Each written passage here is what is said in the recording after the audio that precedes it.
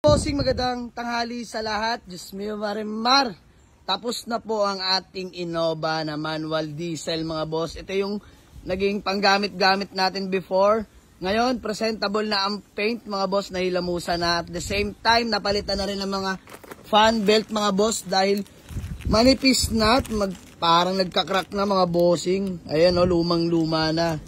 Tapos maingay na rin siya, pinalitan na natin mga boss. At napansin din natin sa may radiator, may mga tapal ng epoxy na. So, ito yun mga boss, yung lumang radiator. Ayan, pakita ko lang sa inyo mga bossing. Pinalitan na rin namin ni Gorgor the Mechanics mga bossing. Ayan, tsaka nakapakadumi na. Ito na, brand new radiator na mga bossing. Balik stock na ulit. Tapos yung mga fan belt, mga preno na PMS na namin mga bossing. So, gagamitin nyo na lang tong Innova na manual diesel natin. So, mga bossing, 2007 to ha. Long drive tested to mga boss dahil naging panakbo namin before to bago mahilamusan.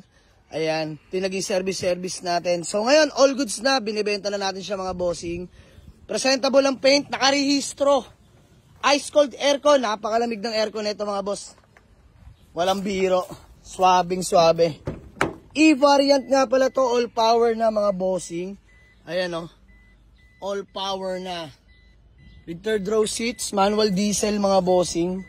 So, ayan sa mga nagtatanong sa ating Toyota Innova na manual diesel E-Variant 2007.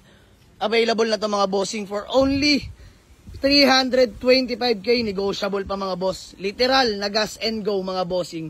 Quality engine, walang talsek, walang usok. Napakatining ng makina. To gas and go na lang. Puntahan nyo lang sa garahe mga boss. Let's go.